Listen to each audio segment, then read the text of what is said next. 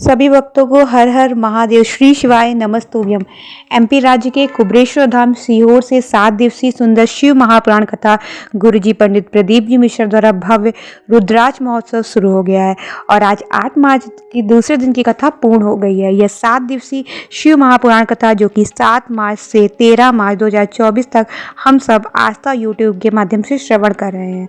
अगर भक्तों किसी कारणवश आप कथा नहीं सुन पाए हैं, हम आपको अपने छोटे से वीडियो में इस कथा का पूरा सार पत्र और उपाय बताने जा रहे हैं। ये उपाय आज हम आपको जो उपाय बताएंगे वो पूज्य गुरुदेव जी ने बिल्कुल नए 4 उपाय बताए हैं जो कि आपको महाशिवरात्रि यानी आज के दिन आपको ये उपाय को करने हैं। तो यह उपाय आज अभी थोड़े टाइम बचा हुआ है, शाम के समय मैंने जल्दी इसलिए वीडियो डाल दिया है ताकि आप ये चारों उपाय कर ले और जिससे आपका जीवन धन्य हो जाए। देखिए उपाय कौन से, पहले ये जान लीजिए। पहला उपाय हम आज आपको बताएंगे, जिस भी बच्चे का बुद्धि काम नहीं करती है, विवेक काम नहीं करता है, वो बच्चे की जैसे लार टपकती रहती है, बच्चा विकलांग है, तो उसके लिए आपको क्या उपाय करना चाहिए। दूसरा उपाय हम आपको बताएंगे आँखों की ज्योति बढ़ाने के लिए, नेत्र ज्योति के लिए दूसरा उपाय बताएंगे।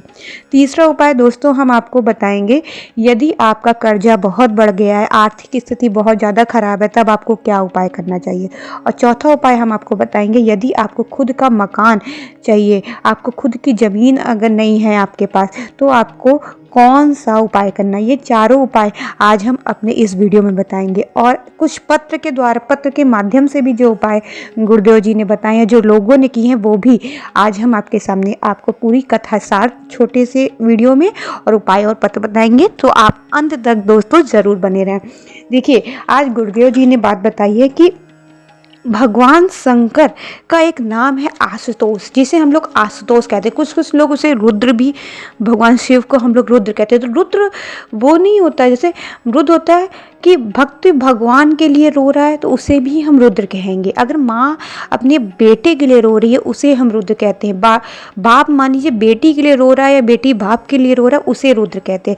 रुद्र वह नहीं होता जिसमें क्रोध किया जाता। गुरुदेव जी ने बोला है दूसरे के दुख को देखकर दुखी हो या सुख को देखकर सुखी हो, वह रुद्र होता है, सिर्फ क्रोधी नहीं है, सिर्फ क्रोधी नहीं है। देखिए गुरुदेव जी ने एक बहुत अच्छी सी बात बताई कि जैसे हम लोग क्या होता है, पेड़ जिससे जो फूल तोड़ कर लाते हैं, फूल तोड़ने के बाद उसको क्या करते हैं, एक जल्दी से पानी से धो के बाबा को चढ़ा देते हैं, या कोई कलश में हम लोग पेड़ से मतलब फूल तोड़ा फिर कलश में पानी भरा उसी में फूल डाल के बाबा को चढ़ा देते हैं। तो गुरुदेव जी कहते हैं ये भगवान कभी स्वीकार, ऐसा पुष्प भगवान कभी स्वीकार नहीं करते। आप उसको तोड़िए या आपके पुष्प है, धोकर पुष्प नहीं चढ़ाना चाहिए। मतलब जैसा पुष्प आपको मिलता है वैसे आप वो पुष्प को चढ़ा सकते हैं, समर्पित कर सकते हैं।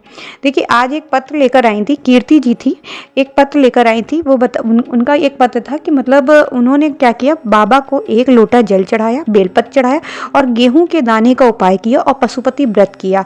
मतलब पशुपति व्रत उनका एक हो रहा था कि उससे उनको क्या हो गया, पुलिस विभाग में, दिल्ली पुलिस विभाग में उनकी क्या है नौकरी लगी। मतलब नौकरी के लिए एक पत्र आया था। तो ये था। चलिए आज मैं आपको एक उपाय बताने जा रही हूँ कि आपको अगर आपका बेटा कोई अगर ऐसा हो आपका जान परिचित, तो उसको आज आप ये ज़रूर उपाय बताइए। मतलब उस बच्चे का माइंड मतलब दिमाग काम ना करता, बुद्धि काम ना करे, विवेक काम ना करे, डॉक्टर का इलाज चल रहा है, मान लीजिए बच्चे की जैसे लेटता है लार गिरती है या बच्चे की लार टपकती रहती है, तो आपको क्या करना है, आपको आज गुरुदेव जी ने बेर के महत्व के बारे में बताया। आपको एक बेर, आपको जो बेर है, बेर को बाबा शिव पर चढ़ा देना है। उस बेर को चढ़ाने के बाद उसको उठा लाइए और उस बच्चे को आप खिलाइए। फिर क्या है, उस बेर के अंदर जो गुठली होती है, गुठली बेर के अंदर आप देखते हैं, उस गुठली को घिसकर चंदन बनाकर श्री शिवाय नमस्तुभ्यम बोलकर उस बच्चे को चटाना प्रारंभ करिए। मात्र 15 से 20 दिन होंगे कि बच्चे की बुद्धि केंद्रित हो जाएगी और बच्चे जो विवेक काम नहीं कर रहा, उसकी बुद्धि काम नहीं कर रही, वो भी धीरे धीरे ठीक होना प्रारंभ हो जाएगी। ये बेर का उपाय भी आज ही आपको करना है, शिवरात्रि वाले दिन गुरुदेव जी ने कहा है। एक और उपाय है कि नेत्र की ज्योति बढ़ाने के लिए, जिसके भी नेत्र की ज्योति धीमी हो गई है, कमज़ोर हो गई है, उसको थोड़ा ब्लर कम दिखता है, तो उसको क्या करना है, आज क्या करना है, शिवरात्रि वाले दिन बाबा शिव को शहद मतलब लगा देना है और वही शहद उठाकर मतलब लेकर आना है और अपनी आँखों में लगाना प्रारंभ कर दीजिए। गुरुदेव जी ने कहा लगता है थोड़ा जलन होगी, लेकिन धीरे धीरे आँखों की ज्योति जो होगी, रोशनी होगी, वो बढ़ा बढ़ाना, ये जो उपाय आप करेंगे वो बढ़ाना आपको प्रारंभ कर देगा। ये उपाय भी आपको करना है।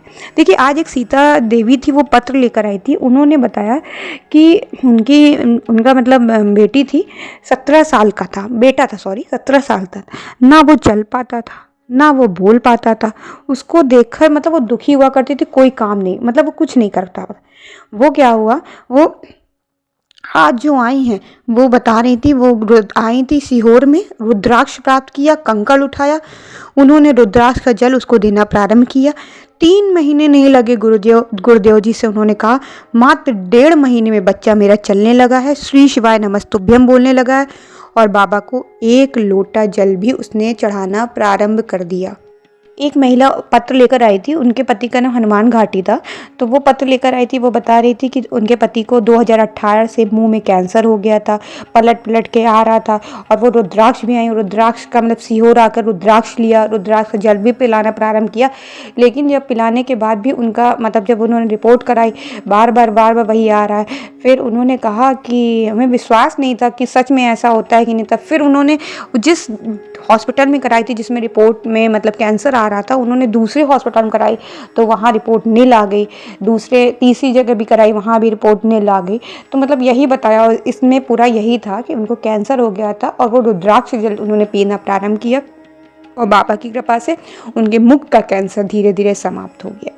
आज एक महिला थी, वो कुशीनगर की कथा में बता रही थी कि वो कुशीनगर कथा में उन्होंने 7 बेलपत्र वाला जो गुरुदेव जी ने उपाय बताया था वो उन्होंने किया, और कुबरेश्वर धाम में मतलब अर्जी लगाई थी, बाबा हमें कुबरेश्वर धाम में बुला ले, और बाबा ने उन्हें ऐसी मतलब अर्जी उनकी स्वीकार करी कि उनको कुबरेश्वर धाम में बुला लिया। तो वो बाबा को यहाँ भोग लगाने आई थी।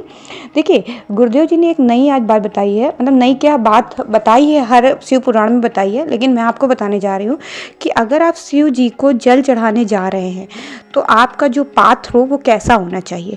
अगर आप शिव जी को जल चढ़ा रहे हैं, आजकल लोग नहीं, कलश में एक टोटी लगी होती है जिसे उसे रामझारा भी कहते हैं, उससे अगर आप शंकर भगवान को जल दे रहे हैं तो शंकर भगवान उसे कभी भी जल को मतलब ग्रहण नहीं करते, उसको जल नहीं चढ़ाना चाहिए उससे आपको।